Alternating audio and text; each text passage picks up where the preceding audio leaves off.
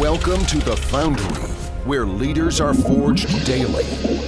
Each week we investigate themes of leadership, entrepreneurship, and mindset with some of the greatest minds in real estate. And now, the data scientist of real estate, George Roberts.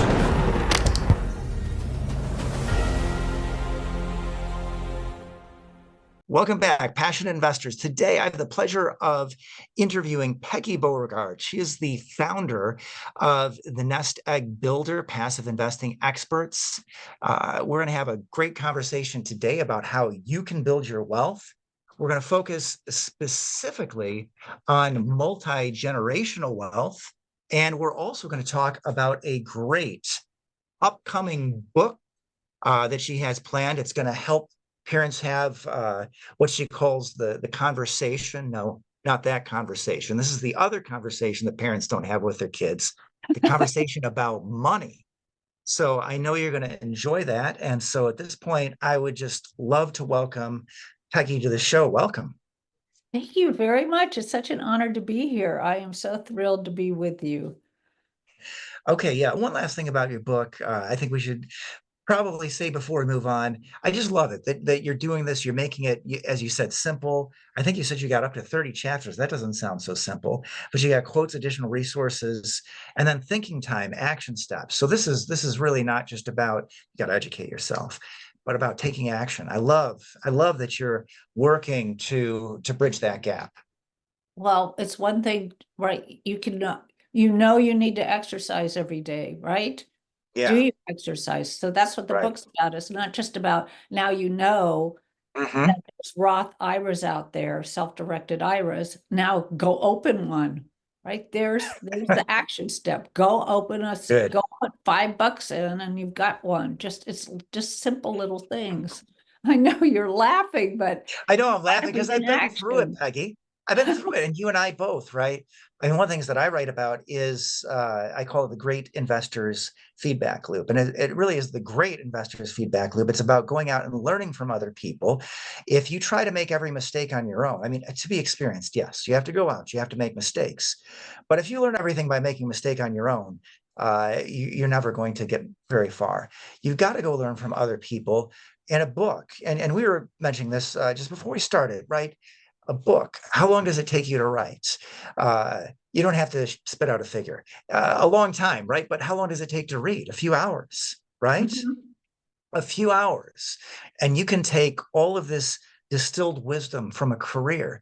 And my standard for a book is, look, if I read a book and it gives me one new idea to pursue, or it saves me from making one mistake, it was well worth $10 or $20, whatever it costs to get that in my hands. Right. Yeah, well, I'm reading a 600-page book right now. It's taking me quite some time, but I like reading biographies, reading about Harry S. Truman when he was president. So what do you learn from that? That's interesting. I went out to the Truman White House, by the way. What I learned from that more than anything is the man liked his cards.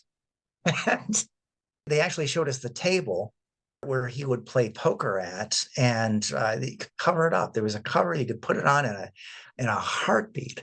So whoever walks in that's not supposed to see the president playing cards, and it just looks like a table. So, but anyway, so that's the Truman White House in Key West.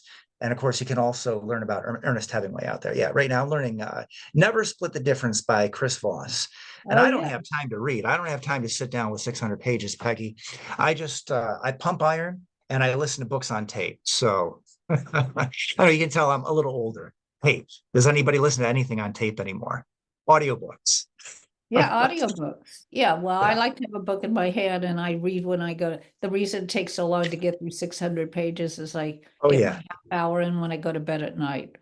Yeah, I got plenty in print. Yeah, here's some good ones. Yeah, I can't say all the titles, but this is good. This is an accounting book, and it's great because it's got exercises and certain things you just really can't learn from the audiobook. But that super accounting book, yeah, I went through that, and when I knew nothing about accounting, that gave me all of the basics. So there you go.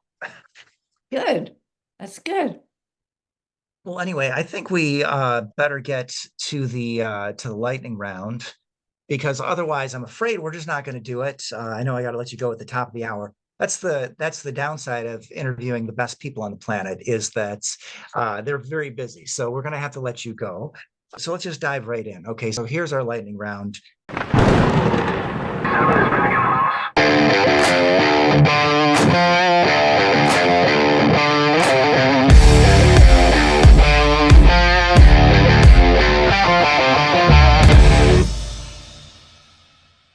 Peggy, if you could be known for only one thing, what would it be? The support of having families learn about money and taking the step to become financially free. And That's what is why the I greatest? started this. That's why I started this business. I want people to, it's what I want. I'd like the ones that want it too, to report in. Yeah. Yeah, money's a tool. We should use it right. I love that quote from you, by the way. I'm gonna ask you for a quote. So if you don't have one handy, I guess we can just pull that out again. What's the greatest lesson in leadership you've learned as an entrepreneur? Listen, listen to what other people have to say. And what personal characteristic has been most pivotal to your success? Personal characteristic. Oh, persistence and integrity. Yeah, I don't let it go. When, I mean, things, good. hey, Yeah, run a roller coaster, right? You got to yeah. be persistent and you can't let things go. I love it. Well, I think the integrity helps with that too, because there are Huge. downtimes, and when you have that integrity, you ride those out a lot differently than people who take shortcuts. Well, I always like to juxtapose my most serious question with the most whimsical. So these are my random question cards. Just tell me when to stop cutting the deck, and I'll ask Stop, the question. stop. All There you right, go. all right. Top question is, what is your favorite song to play in the car? Oh, a particular song. I love listening to jazz. Ooh, And I don't have a particular jazz. Um, God, I don't know. I love so much music. okay. I can't, I don't have a particular favorite. That's good. Well, hey, I love jazz myself. My wife and one of her best friends just arrived in town from Texas today. I can hear her downstairs. We're going to go to Harrison Speakeasy tonight in Hmm. Clinton Township. What is that? Not Clinton Township. Never mind. Forget it. Harrison Township. And it's a beautiful place. Love jazz, love live music. Yeah, if you out here in Metro Detroit, that's the place to go on a Monday night.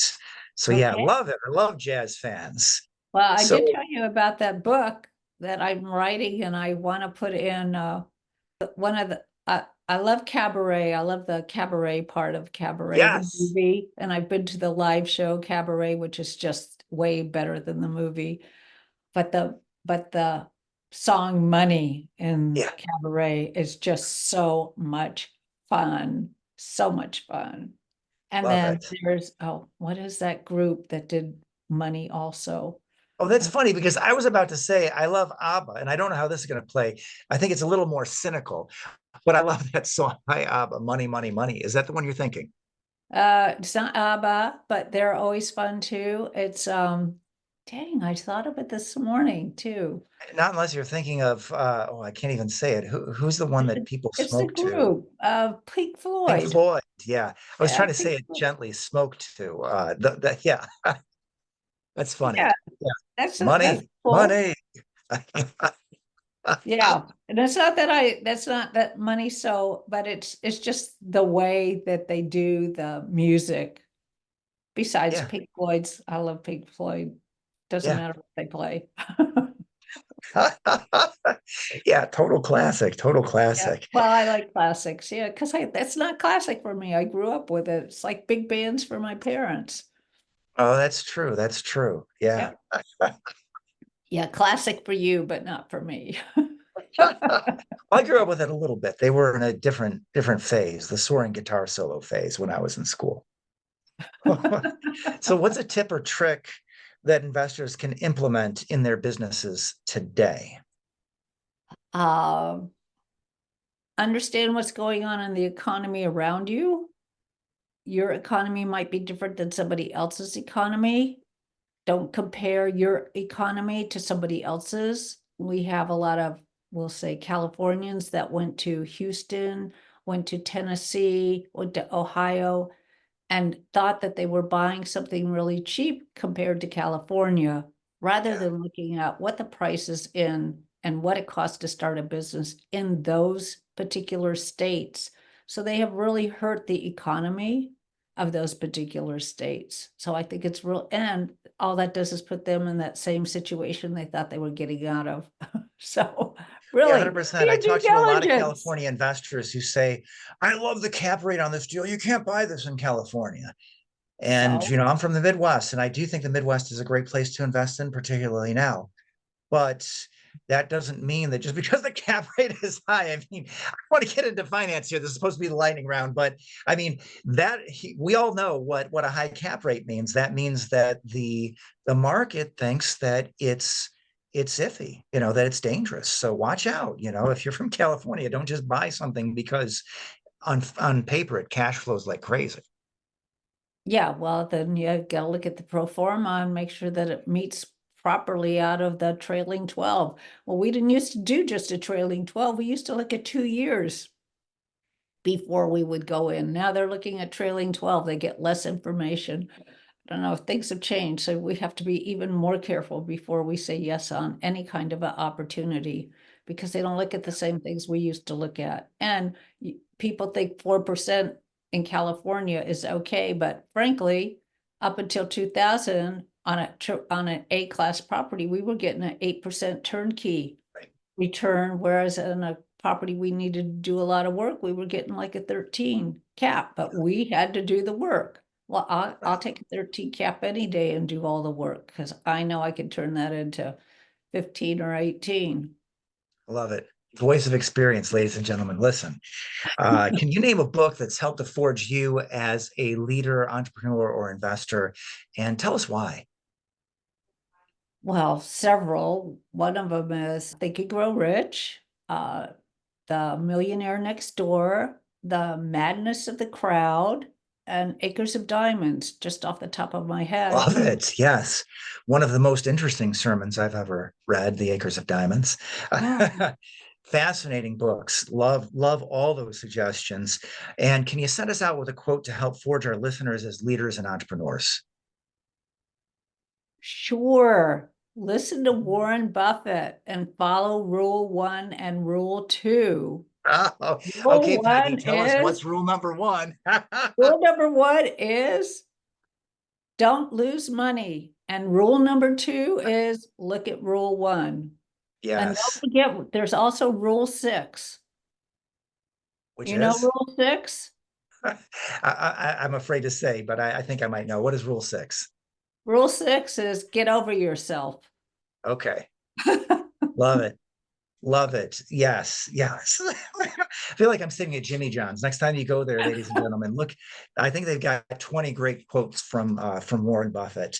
But anyway, love it, love it, love it. Want to make sure that all the right people reach out to you. So obviously, if you are one of the top operators in the space, or if you are a limited partner looking to be paired with some of the greatest operators in the space, I would imagine those people should reach out to you. Anybody else that you would particularly like to be matched up with as a result of today? I'd like to meet some more family offices that really want to grow and want to be very careful about what they're investing in. Family offices, and then I would also like to meet some families that really want their whole family generations to learn more about money so that they can eventually become a family office. Beautiful. That's actually how I was going to end it. I was going to say, Peggy, still working on building my wealth. And when I found that family office, I think you're going to be my first call. Okay, good. All right, awesome. Just want to make sure people know how to reach out to you. What's the best way to reach out to Peggy Beauregard? Well, how about my email address, which is peggy@thenesteggbuilder.com. That's the best way. And you can always get me through the website also, which is thenestegbuilder.com. There's a place you could sign up there. Beautiful. And I want to thank you. And attend our shows. Come attend our shows. Yes, do it. Do it. It's always a fun group you get together.